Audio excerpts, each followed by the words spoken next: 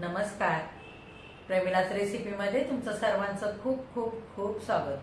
आज आपल्याला वर्षभर टिकणारं मस्त अशा चटपटीत चवीचं गाजर मुळ्याचं लोणचं तयार करायचंय.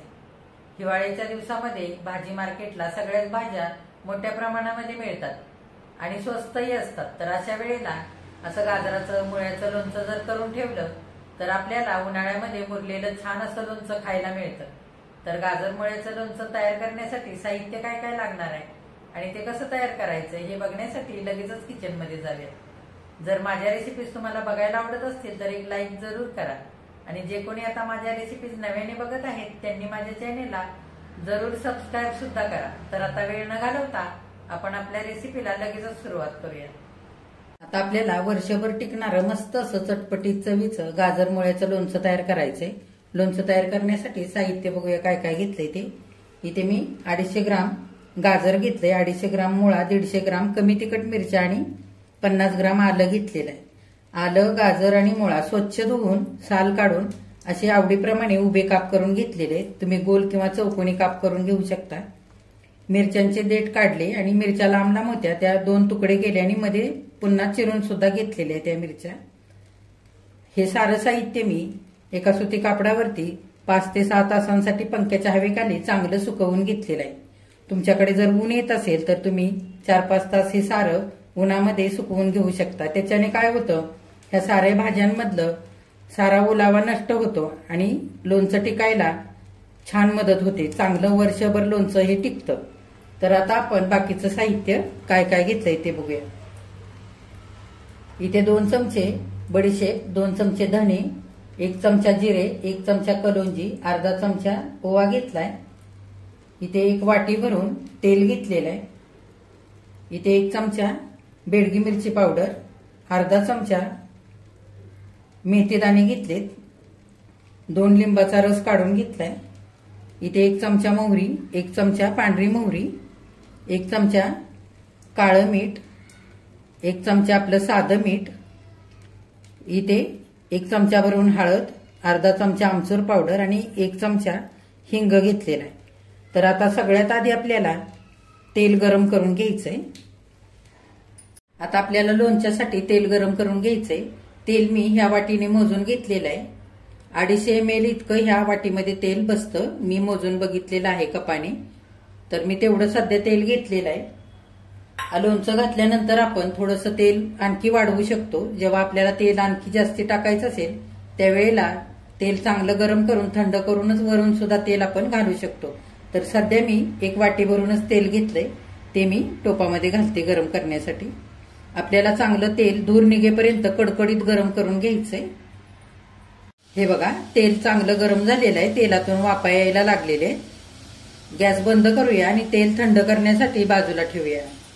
आता लोणच्याच्या मसाल्यासाठी जे साहित्य आपण मसाल्याचं घेतलेलं आहे ते सगळं आपल्याला भाजून घ्यायचंय. त्याच्यासाठी मी पॅन ठेवलाय. पॅन मध्ये आपण बडीशेप घालूया. 2 चमचे बडीशेप घेतली मी, 2 चमचे धने, 1 चमचा जिरे, 1 चमचा कलोंजी, अर्धा चमचा ओवा, अर्धा चमचा मेथी दाणे. मेथी दाणे फार नाही घालायचे नाहीतर लोणच्याला कडवट अशी चव येते. आपण रोज वापरतो ती मोहरी 1 चमचा आणि पिवळी मोहरी 1 चमचा. या मोहरीने मस्त अशी चव येते लोणच्याची. जर तुमच्याकडे असेल तर घाला, नसेल तर आपली नेहमीची मोहरी घातली तरी सुद्धा चालेल. आता आपण हे सगळं छान सुगंध सुटेपर्यंत भाजून घेऊया. या सगळ्या मसाल्यातला आपल्याला सगळा ओला हे बघा, सगळा मसाला मी छान 2 मिनिटं मध्यम गॅसवरती चांगला गवळा गवळा भाजलेला आहे. छान सुगंध सुटलाय सगळ्या मसाल्याचा. असा छान मसाला भाजून घ्यायचा म्हणजे मसाल्यातला सगळा ओलावा निघून जातो आणि चवीला लोणचं तर चांगलं होतंच पण वर्षभर सुद्धा छान लोणचं टिकतं. आता गॅस बंद करूया आणि हा मसाला थंड होण्याकरता एका ताटामध्ये काढून घेऊया. बघा, भाजून घेतलेलं मसाल्याचं साहित्य मी सगळं असं ताटामध्ये पसरवून ठेवलंय. आता तेल आणि हे मसाल्याचं सारं साहित्य थंड होण्याकरता असं थोडा वेळ ठेवूया. हे बघा, भाजून घेतलेला सगळा मसाला चांगला थंड झालेला आहे. आता आपण हा मसाला मिक्सरच्या भांड्यामध्ये घेऊया.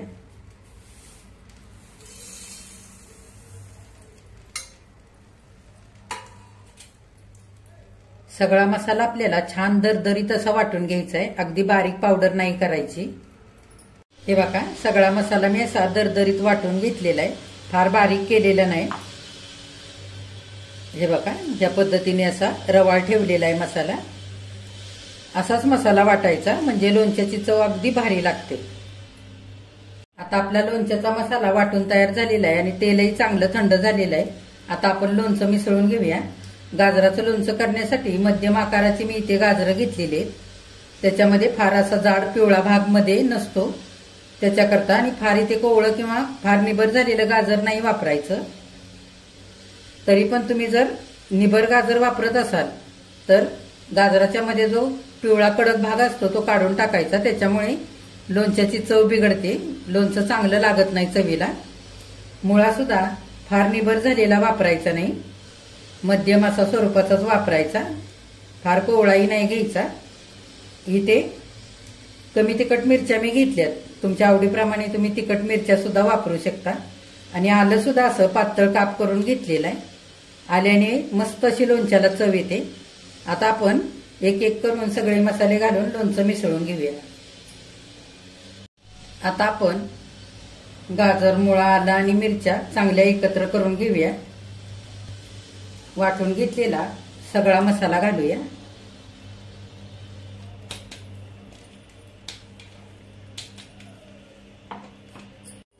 आता आपण हिंग घालूया. त्याच्यातच हळद सुद्धा घालूया. हळदीने आणि हिंगाने लोणचं छान वर्षभर टिकतं.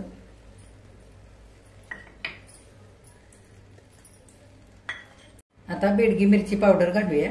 ही फार तिखट नसते, रंगासाठी ही बेडगी मिरची पावडर वापरायची, किंवा काश्मीरी लाल तिखट सुद्धा तुम्ही वापरू शकता. आमचूर पावडर घालूया. आमचूर पावडरीने छान असा आंबटसरपणा येतो. त्याच्यासाठी मी आमचूर पावडर सुद्धा इथे वापरले. लिंबाचा रस सुद्धा घेतलेला आहे. ह्या जागी तुम्ही 2 चमचे व्हिनेगर सुद्धा वापरू शकता. आता मीठ घालूया. काळं मीठ. काळ्या मिठाने लोणच्याला मस्त चटपटीत चव येते.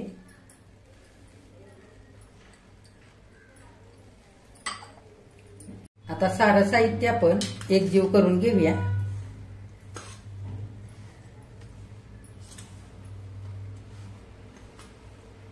चांगलं मिसळून घ्यायचं.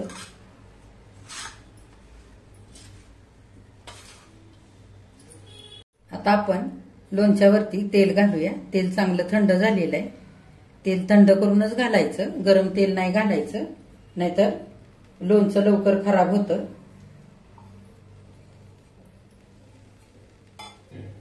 आणि चांगलं एकजीव करून घेऊया. हे बघा, अर्धा चमचा आणखी मी मीठ घातलेलं आहे लोणच्यामध्ये, आणि चांगलं लोणचं एकजीव करून घेतलंय. मीठ जरा पुरतं घालायचं लोणच्याला, म्हणजे लोणचं वर्षभर चांगलं टिकतं. लोणच्याला मस्त सुगंध सुटलेला आहे आणि रंग सुद्धा लोणच्याचा बघा किती सुंदर आलेला आहे. आता हे लोणचं बरणीमध्ये भरण्यासाठी तयार झालेलं आहे. हे लोणचं प्लास्टिकच्या बरणीमध्ये भरायचं नाही. प्लास्टिकच्या बरणीमध्ये जर हे लोणचं भरलं तर या लोणच्याला प्लास्टिकचा वास येतो आणि लवकर लोणचं खराब होतं. हे लोणचं भरण्याकरता काचेची किंवा चिनी मातीचीच भरणी वापरायची. भरणी स्वच्छ धुवून कडकडीत उन्हामध्ये वाळवायची आणि त्याच्यामध्ये हे लोणचं भरायचं. भरणीचं झाकण घट्ट असायला हवं. भरणीला झाकण घट्ट लावून सुती कापडाने वरून बांधून भरणी हवेशीर ठिकाणी ठेवायची, म्हणजे लोणचं छान वर्षभर टिकतं. हे लोणचं 8 दिवसांनी खायला तयार होतं.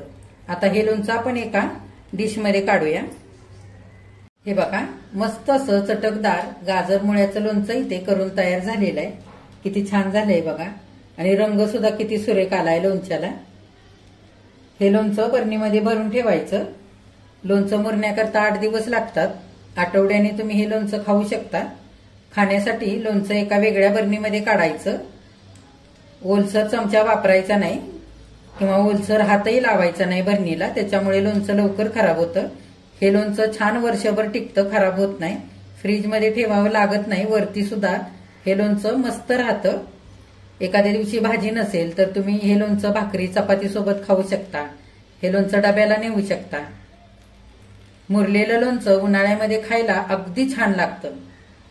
तर असं गाजर मुळ्याचं लोणचं तुम्ही सुद्धा करून बघा. माझ्या चॅनेलला लाईक, शेअर आणि सबस्क्राईब जरूर करा. कमेंट करायला अजिबात विसरू नका. आजची गाजर मुळ्याच्या लोणच्याची जर रेसिपी तुम्हाला आवडली असेल तर एक लाईक सुद्धा करा.